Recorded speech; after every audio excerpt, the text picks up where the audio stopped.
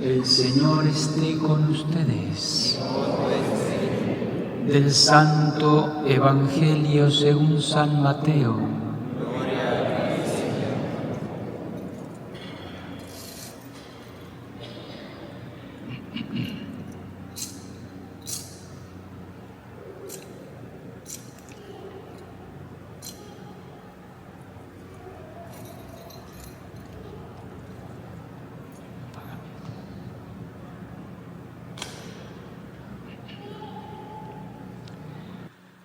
En aquel tiempo Jesús dijo a sus discípulos: no crean que he venido a abolir la ley o los profetas. No he venido a abolirlos, sino a darles plenitud. Yo les aseguro que antes se acabarán el cielo y la tierra,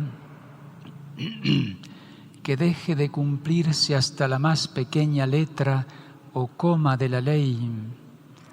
Por lo tanto, el que quebrante uno de estos preceptos menores y enseñe eso a los hombres, será el menor en el reino de los cielos. Pero el que los cumpla y los enseñe, será grande en el reino de los cielos. Les aseguro que si su justicia no es mayor que la de los escribas y fariseos, ciertamente no entrarán ustedes en el reino de los cielos. Han oído que se dijo a los antiguos: no matarás, y el que mate será llevado ante el tribunal. Pero yo les digo, todo el que se enoje con su hermano será llevado también ante el tribunal.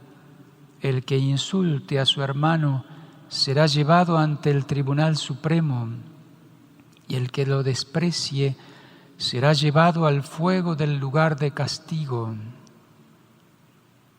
Por lo tanto, si cuando vas a poner tu ofrenda sobre el altar, te acuerdas allí mismo de que tu hermano tiene alguna queja contra ti, deja tu ofrenda junto al altar y ve primero a reconciliarte con tu hermano, y vuelve luego a presentar tu ofrenda. Arréglate pronto con tu adversario mientras vas con él por el camino, no sea que te entregue al juez, el juez al policía y te metan en la cárcel. Te aseguro que no saldrás de allí hasta que hayas pagado el último centavo. También han oído que se dijo a los antiguos: no cometerás adulterio. Pero yo les digo que quien mire con malos deseos a una mujer ya cometió adulterio con ella en su corazón. Por eso, si tu ojo derecho es para ti ocasión de pecado, arráncatelo y tíralo lejos, porque más te vale perder una parte de tu cuerpo y no que todo él sea arrojado al lugar de castigo. Y si tu mano derecha es para ti ocasión de pecado, córtatela y arrójala lejos de ti, porque más te vale perder una parte de tu cuerpo y no que todo él sea arrojado al lugar de castigo. También se dijo antes: el que se divorcie, que le dé a su mujer un certificado de divorcio. Pero yo les digo que el que se divorcia, salvo el caso de que vivan en unión ilegítima, expone a su mujer al adulterio, y el que se casa con una divorciada comete adulterio. Han oído que se dijo a los antiguos: no jurarás en falso, y le cumplirás al Señor lo que le hayas prometido con juramento. Pero yo les digo, no juren de ninguna manera, ni por el cielo, que es el trono de Dios, ni por la tierra, porque es donde Él pone los pies, ni por Jerusalén, que es la ciudad del gran Rey. Tampoco jures por tu cabeza, porque no puedes hacer blanco o negro uno solo de tus cabellos. Digan simplemente sí cuando es sí y no cuando es no. Lo que se diga de más viene del maligno. Palabra del Señor.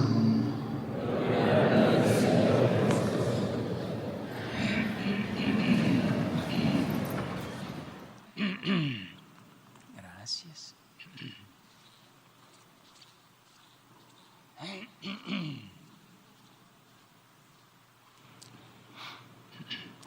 En el nombre del Padre, y del Hijo, y del Espíritu Santo. Amén. El Evangelio que acabamos de escuchar y de proclamar es continuación del Evangelio que hemos leído el domingo pasado y también continuación del otro domingo anterior, el Sermón de la Montaña o el Sermón del Monte, que comienza con las bienaventuranzas, hace 2 domingos atrás. Y luego el Señor continúa con ese sermón de la montaña que es esencial para nosotros. Si las bienaventuranzas son como el corazón del Evangelio, todo el sermón de la montaña es como lo que surge del corazón. Podríamos compararlo con la sangre que pasa por el corazón, que se distribuye por todo el cuerpo, por todo el organismo y le da vida. Si el corazón anda mal, si la sangre está mal, enferma, pues todo el organismo está en dificultades, y pueden ser dificultades serias. Pues lo mismo en el orden espiritual. El corazón son las bienaventuranzas en la vida espiritual, y todo el Sermón del Monte es como la continuación de las bienaventuranzas, y es la ley nueva, la ley evangélica, que viene a completar, a perfeccionar la ley antigua. Dios se manifestó en el Antiguo Testamento, revelando a través de Moisés en la montaña del Sinaí su ley, aquellos 10 mandamientos grabados en las tablas de piedra que Moisés recibe y les comunica al pueblo. Todo el pueblo de Israel debía cumplir fielmente aquellos 10 mandamientos, la ley antigua, la ley que sigue vigente. Dice el Señor: no he venido a abolir la ley, sino a darle plenitud. La ley antigua sigue vigente, tenemos que cumplir los mandamientos, pero el Señor cumple los mandamientos, dice que debemos cumplir los mandamientos, pero viene a perfeccionarlos, a llevarlos a la plenitud. Por eso dice: si la justicia de ustedes, como hemos escuchado en el Evangelio, si la justicia, si la santidad de ustedes, si el obrar de ustedes no es superior a la de los escribas y fariseos, no van a poder entrar en el reino de los cielos. Escribas y fariseos que eran los cumplidores, al menos entre comillas, de la ley. Muchos de ellos eran buenos y santos, pero muchos fariseos y muchos escribas se contentaban solamente con un cumplimiento exterior, descuidando el corazón, descuidando el interior. Cumplir exteriormente, que es un peligro en el cual podemos caer nosotros. Limitarnos a cumplir ciertas cosas exteriormente. El Señor quiere que la ley no sea algo exterior, sino que surja del interior. Él viene a purificar el corazón. Dice San Agustín, refiriéndose a la ley antigua, a las tablas de la ley, dice: Dios escribió en las tablas de la ley lo que los hombres no leían en sus corazones. Porque la ley está grabada en el corazón. Cualquier persona que no conoce los mandamientos, si observa su interior, descubre los 10 mandamientos. Están grabadas en el interior. Todos saben que mentir está mal, que robar está mal, y así cada uno de los mandamientos. Pero el pecado vino a enfermar la naturaleza humana, a enfermar el corazón, a entenebrecer la inteligencia. Se endurece el corazón, se apaga esa luz que Dios puso en nuestro interior. Y entonces, bien dice San Agustín, Dios tuvo que escribir en tablas de la ley lo que los hombres ya no podían leer en su interior. Entonces tenían esa ayuda exterior. Este es el camino, esto tienen que cumplir para llegar al cielo.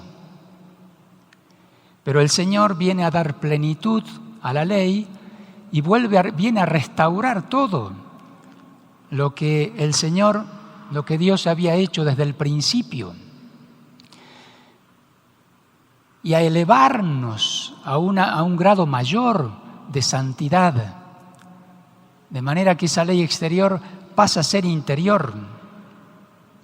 Dios nos ha dado la libertad, ¿no? Uno de los dones de Dios es la libertad, donde podemos decidir las cosas que hacemos. Bien dice la primera lectura de hoy, Antiguo Testamento, del libro del Eclesiástico: si tú lo quieres, puedes guardar los mandamientos. Estos son los mandamientos, si quieres, puedes cumplirlos. El Señor ha puesto delante de ti fuego y agua. Extiende la mano a lo que quieras.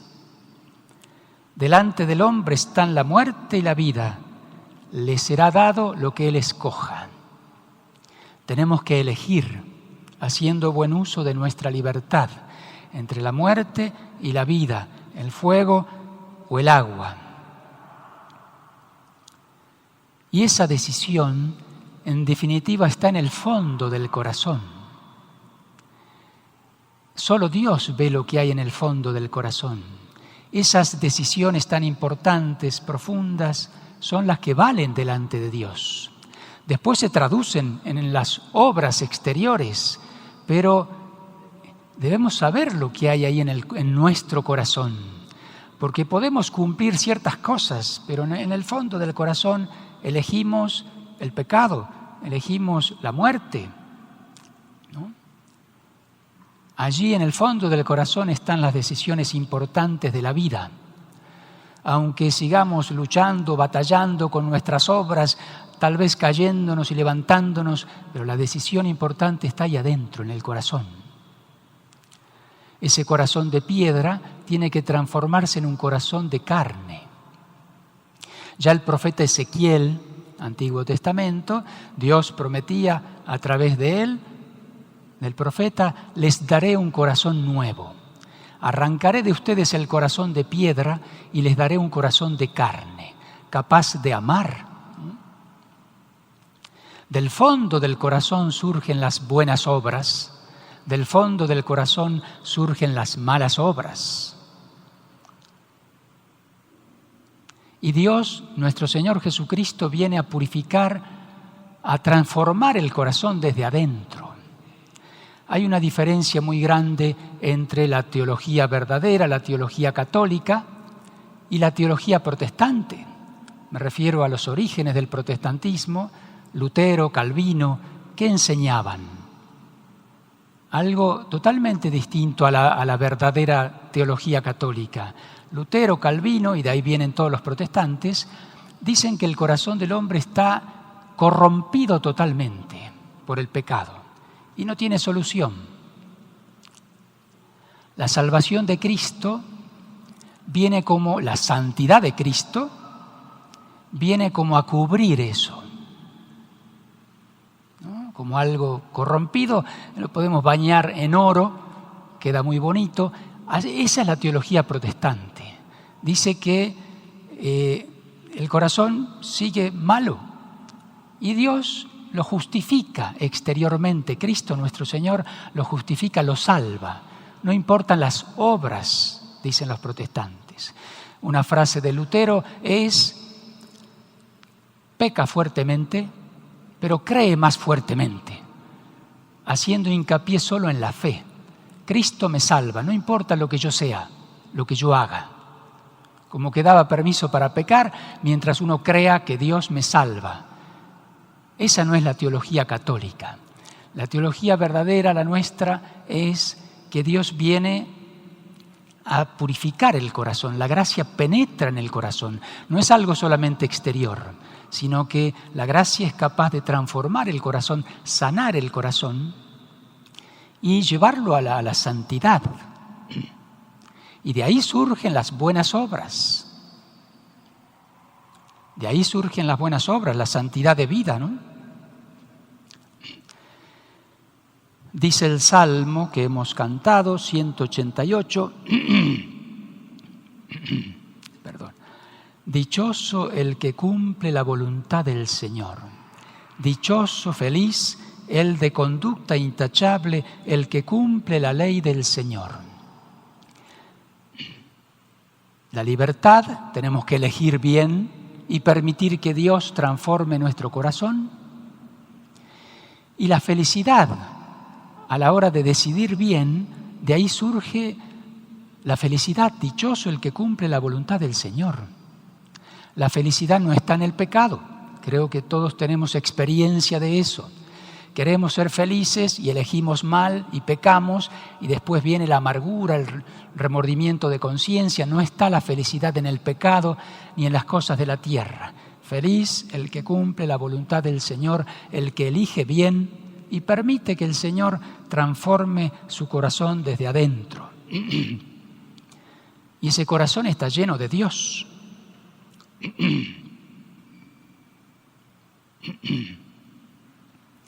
Vamos al Evangelio un poquito.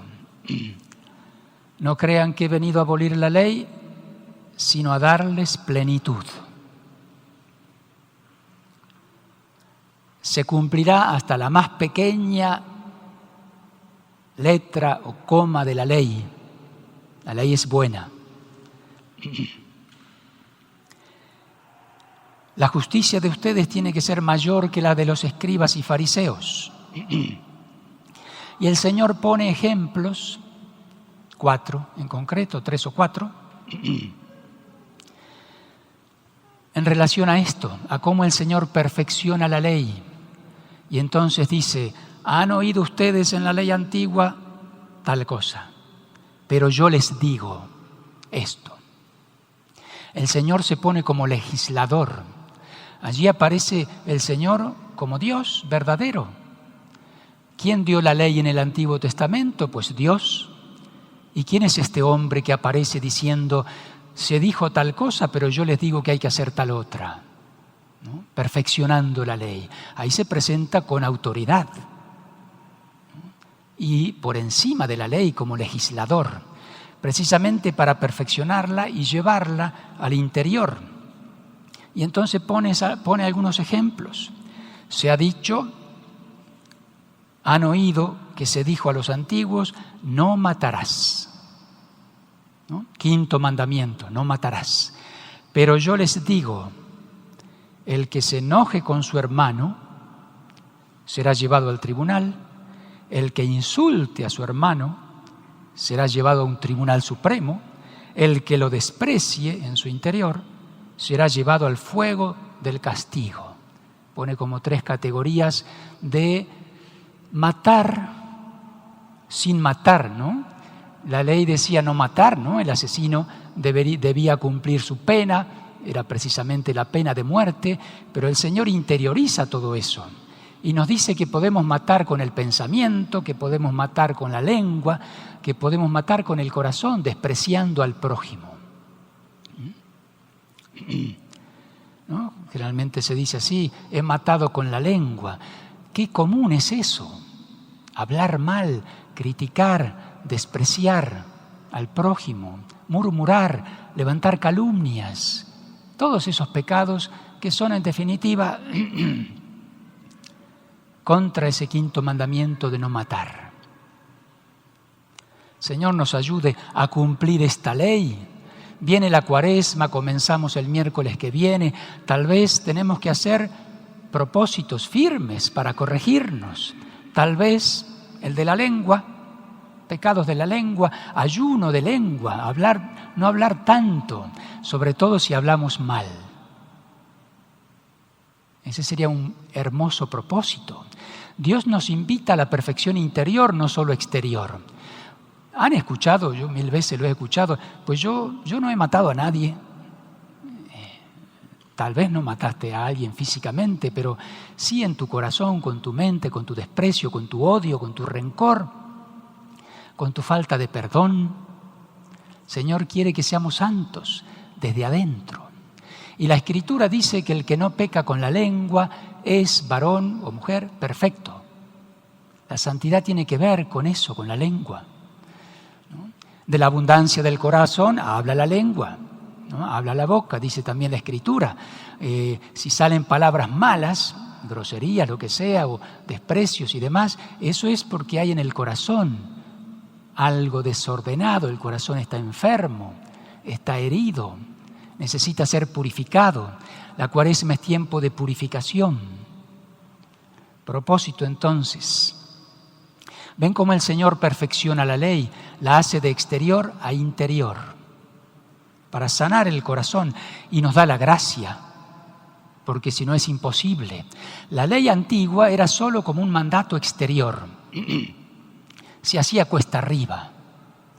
El Señor la vuelve interior y me capacita para poder cumplirla libremente. Ya no es una imposición exterior, eso se hace cuesta arriba. La ley interior, que en definitiva se reduce al amor, pues el amor todo lo hace fácil, todo lo hace posible.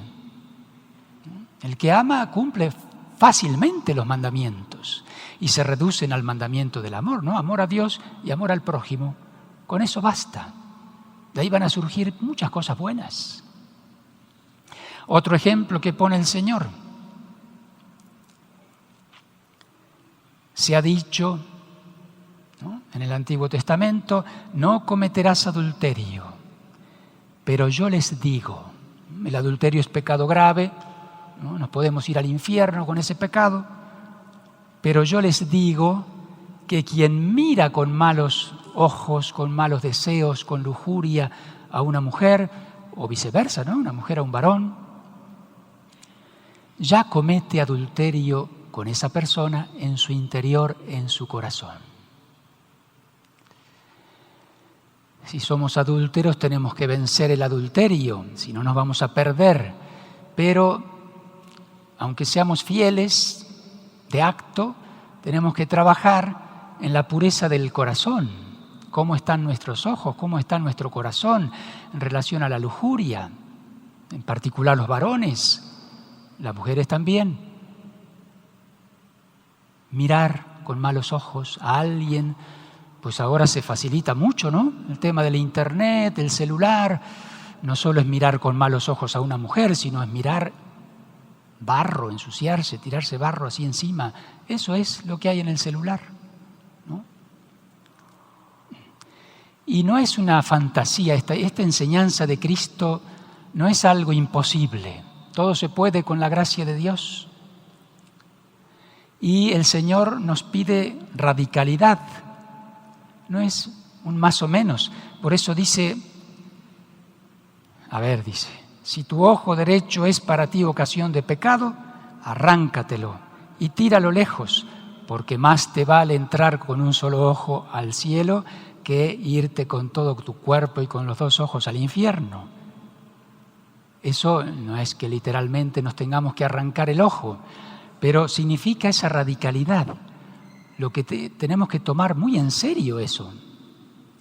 Si tu mano derecha es ocasión de pecado, arráncatela, tírala, lejos de ti. No nos cortamos la mano, pero ni tiramos nuestro ojo lejos de nosotros, pero tal vez tenemos que tirar el celular lejos. Eso sí se puede, ¿verdad?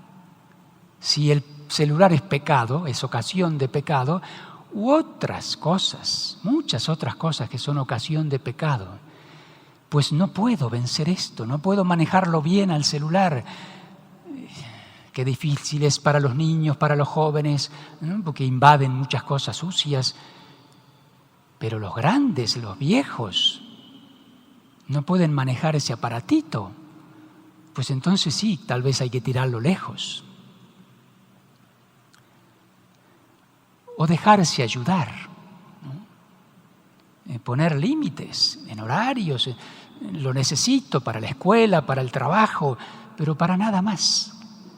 Tal vez un rato de recreación sana, pero cuánto tiempo perdemos con el celular y cuántos pecados ingresan por los ojos, ¿no?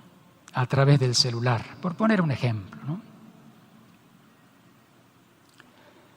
Me salté un poquito porque ya me estoy alargando demasiado. Otro ejemplo es en relación al segundo mandamiento, no tomar el nombre de Dios en vano. Dice, se ha dicho en la antigüedad, no jurarás en falso y cumplirás lo que hayas prometido con juramento. Pero yo les digo, no juren de ninguna manera ni por el cielo, ni por la tierra, ni por nada. Que su lenguaje sea sí y no. Sí cuando es sí y no cuando es no. Muchas personas, porque mienten, no son confiables, pues bueno, tienen que como jurar, ¿no? Pero no es verdad, te lo juro, no sé qué. Y a veces falsamente, son pecados graves, ¿o no? Y si ponemos a Dios por testigo, con más razón, jurar en falso, son pecados gravísimos. A veces es como una costumbre, pues nuevamente con la lengua, ¿no? Lo que es sí y lo que no es no. Enseña la Iglesia que el Señor en el Evangelio con este texto no prohíbe totalmente el juramento. Eso lo enseña la tradición de la Iglesia, lo enseña el Catecismo, siguiendo también textos de San Pablo, en Gálatas, por ejemplo, capítulo 1, donde San Pablo dice, yo pongo a Dios por testigo de que no le estoy mintiendo, es como un juramento, ¿no? La Iglesia ha comprendido las palabras de Jesús en el sentido de que no se oponen al juramento cuando éste se hace por una causa grave y justa. Cuando hay una necesidad grave, una causa justa, puede ser lícito el juramento. Lo que el Señor recrimina es el juramento en falso, el juramento sin necesidad, o como dice San Ignacio, una frase que está en el Catecismo, San Ignacio de Loyola, no jurar ni por criador ni por criatura, si no fuere con verdad, necesidad y reverencia. No jurar por nada, a no ser que sea con verdad, sin duda, necesidad y reverencia. Pues cuántas cosas para meditar y tal vez para analizar ahora que comienza la Cuaresma y elegir algún puntito para trabajar seriamente en este tiempo de gracia, tiempo de conversión. Y repito lo que decía recién, la ley se resume, se reduce al amor. Como el ejemplo que les decía del corazón y la sangre, ¿no? Qué importante es el corazón, qué importante es la sangre para poder que el organismo ande bien. Pues si mi amor a Dios y mi amor al prójimo va creciendo, pues todo va a estar bien. Tenemos que apuntar al amor ordenado, amor a Dios en primer lugar. Eso significa orar, eso significa conocer a Dios, formarse, crecer, ¿no? En la unión con Él. Y en el amor al prójimo, si el amor a Dios va creciendo, el amor al prójimo también. Son dos cosas que van unidas. Dice San Pablo en la segunda lectura de hoy, haciendo referencia al amor.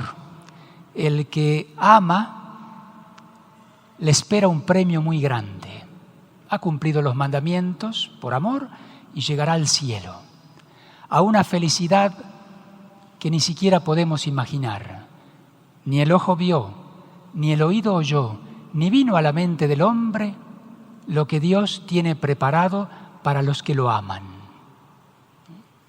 El premio del amor, el premio de cumplir por amor los mandamientos y cumplir la ley de Cristo desde el interior. Que la Virgen nos conceda la gracia del amor verdadero. En nada ni nadie como la Virgen, en esa pureza interior de corazón, desde que fue concebida, sin pecado, pues ahí nos tenemos que refugiar, a ella tenemos que pedirle que nos alcance de Dios esa gracia de purificar nuestro corazón, para que nuestro corazón se ablande. Tenemos un corazón de piedra, un corazón enfermo, que necesita ser transformado, que necesita ser tal vez intervenido ahí, algún médico allí, cardiólogo, que necesita a lo mejor ahí intervenir ahí, aunque duela. Señor, aunque duela, ponemos en tus manos nuestro corazón. Trabaja, actúa, para que podamos ser lo que Dios quiere que seamos. Ave María Purísima.